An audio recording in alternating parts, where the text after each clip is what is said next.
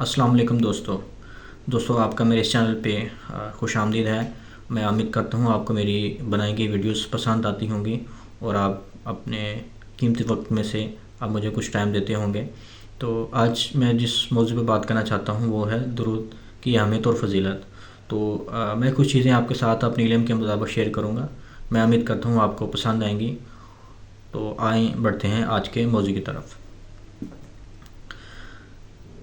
ساری عبادتوں میں قبول اور عدم قبول کا احتمال، لیکن حضور اقدس پر درود قبول ہی ہوتا ہے۔ ہم گناہ گاروں کی یہ عبادت باوجود ناقص ادائیگی کے انشاءاللہ قبول ہے۔ تو صلاۃ و سلام دراصل اللہ تعالیٰ کے حضور میں کی جانے والی بہت اعلیٰ درجے کی ایک دعا ہے، جو رسول اللہ سے اپنی ایمانی وابستگی وفاداری کے اظہار کے لیے آپ کے حق میں کی جاتی ہے۔ یہ دعا آپ سے محبت اور آپ کے حقوق اور ادا میں سے ہے۔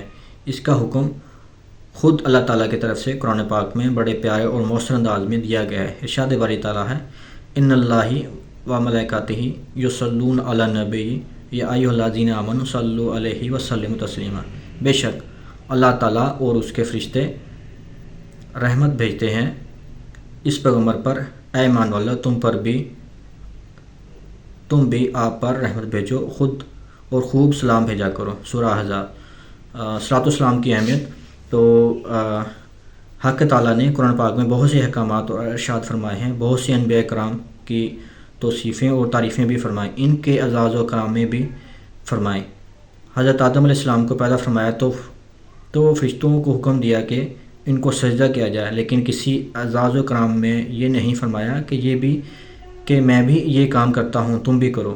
یہ اعزاز و کرام صرف اللہ سید الکونین فخر دو عالم ہی کے لیے ہی ہے کہ اللہ جل شانہ نے صلاۃ کی نسبت اولاً اپنی طرف اور اس کے بعد اپنے پاک فرشتوں کی طرف کرنے کے بعد مسلمانوں کو حکم فرمایا کہ اللہ اور اس کے فرشتے صلاۃ بھیجتے ہیں، اے مومنو تم بھی صلاۃ و سلام بھیجو۔ اس سے بڑھ کر اور کیا فضیلت ہوگی کہ اس عمل میں اللہ اور اس کے فرشتے کے ساتھ مومنین کی شرکت ہے۔ آیت کریمہ میں لفظ ان تاکید پر دلالت کرتا ہے اور یصلون صیغہ مضارع کے ساتھ دعا پر بھی، یعنی قطعی چیز ہے، اور اللہ اس کے فرشتے ہمیشہ صلاۃ بھیجتے رہتے ہیں نبی پر۔ اسی سے آپ کا خصوصی کمال ظاہر ہو گیا۔ حضرت ابن عباس رضی اللہ عنہ فرماتے ہیں، اس میں اللہ جل شانہ نے اپنے بندوں پر ظاہر کیا ہے کہ ان کے نزدیک اپنے پیارے حبیب کا کیا رتبہ ہے اور کیا شان ہے۔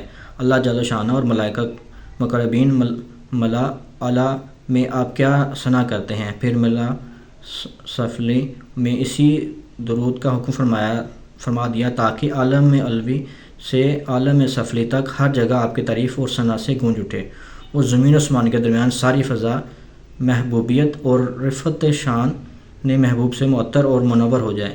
امام قرطبی رحمۃ اللہ علیہ فرماتے ہیں، اس آیت کے ذریعے حضور کی شرافت کو بیان کیا گیا۔ آپ ہر حال میں بلند و بالا مرتبہ ہیں، اور آپ کی ازواج مطہرات رضی اللہ تعالیٰ عنہ کے بارے میں کوئی غلط عقیدہ یا احترام و توقیر میں کوئی کوتاہی کی نجاست کسی کے اندر ہو تو اس آیت کے ذریعے اس کو دور کیا گیا۔ علماء کرام فرماتے ہیں کہ درود شریف کا حکم دینے سے پہلے اس شاندار تمہید کا مقصد یہی ہے کہ مومن یہ جان لے کہ کائنات کی ہر چیز تو اللہ تعالیٰ کی پاکی اور تعریف بیان کرتی ہے، جیسے کہ ارشاد ہے، وَإِن مِّن شَيْءٍ لَا يُسَبِّحُ بِحَمْدِهِ سورہ اسراء۔ لیکن اللہ تعالیٰ اپنی شان کے مطابق اپنے محبوب کی ثنا و تعریف کرتا ہے اور رحمت خاص مسلسل بھیجتا ہے۔ فرشتے ہر وقت اس کی دعا میں مشغول رہتے ہیں، اسی سے آپ کا رتبہ اور آپ کی محبوبیت اللہ ظاہر ہوتی ہے۔ کسی کی طاقت ہے کہ مدحت میں زبان کھول سکے، جب خدا آپ پر قرآن میں ثنا خواں ان کا صلاۃ علی النبی کا مطلب صلاۃ کا لفظ جو آیت شریفہ میں وارد ہوا ہے، اس کی نسبت اللہ جل شانہ کی طرف سے اور اس کے فرشتوں کی طرف اور مومنین کی طرف کی گئی ہے۔ وہ ایک مشترکہ لفظ ہے جو کئی معنی میں مستعمل ہوتا ہے۔ تکریم و تشریف میں مدح، ثنا اور برکت و رحمت، رفع مراتب اور محبت و عطف، پیار و دلار، ان سب کو صلاۃ کا مفہوم حاوی ہے، اور اسی رحمت و خاصہ کو ہمارے محاورہ میں درود کہتے ہیں۔ امام بخاری رحمۃ اللہ علیہ نے ابو العالیہ سے نقل کیا ہے کہ اللہ کے درود کا مطلب آپ کی تعریف کرنا ہے، فرشتوں کے سامنے فرشتوں کا ورد کا دعا کرنا ہے۔ صاحب البیان لکھتے ہیں بعض علماء نے لکھا ہے کہ اللہ تعالیٰ کے درود بھیجنے کا مطلب حضور اقدس کو مقام محمود تک پہنچا دیا، اور مقام شفاعت اور ملائکہ کی درود کا مطلب ہے ان کی دعا کرنا ہے۔ حضور اقدس کی ذاتی مرتبہ کے لیے حضور کی امت کے لیے استغفار و مومن کا درود کا مطلب حضور کا اتباع، حضور اقدس کے ساتھ محبت اور حضور کے اوصاف جمیلہ کا تذکرہ اور تعریف۔ اس تمہید کے بعد اللہ تعالیٰ نے مومن کو حکم دیا کہ تم لوگ بھی میری محبت کے اظہار میں شامل ہو کر رحمت کائنات پر درود بھیج کر میری خصوصی رحمت کے مردبین بن جاؤ، اور میرے حبیب سے محبت اور ان کی اتباع کر کے تم بھی میرے محبوب بن جاؤ۔ بلا شبہ بہت بڑا امتیاز ہے، اور یہ رسول اللہ کی مقام محبوبیت کے خاص خصائص میں سے ہے۔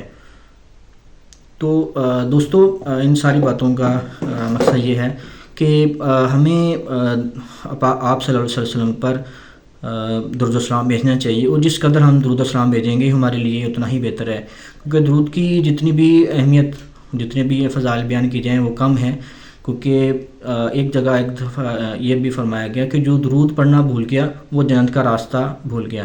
تو میری آپ سب دوستوں سے گزارش ہے، اٹھتے بیٹھتے نبی کریم صلی اللہ علیہ وسلم پر درود و سلام بھیجا کریں، کیونکہ درود پڑھنے کے جتنے بھی بہت فائدے ہیں جو کہ ہم گن نہیں سکتے۔ تو اپنی روزمرہ کے معاملات میں آپ درود کو اپنی ایک روٹین کے مطابق بنا لیں۔ اٹھتے بیٹھتے اگر آپ درود ابراہیمی آپ نہیں زیادہ پڑھ سکتے، نہیں کیونکہ وہ بڑا ہے، تو آپ چھوٹا درود پڑھ سکتے ہیں صلی اللہ علیہ وآلہ وسلم۔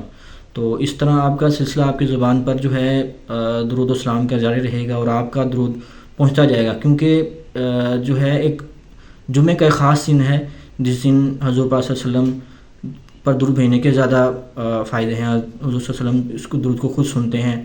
تو آپ اپنے اور پیاروں کا خیال رکھیں، اور جتنا ہو سکے اللہ تعالیٰ کو یاد رکھیں، اور اپنا بہت سارا خیال رکھیں۔ بہت شکریہ۔ السلام علیکم۔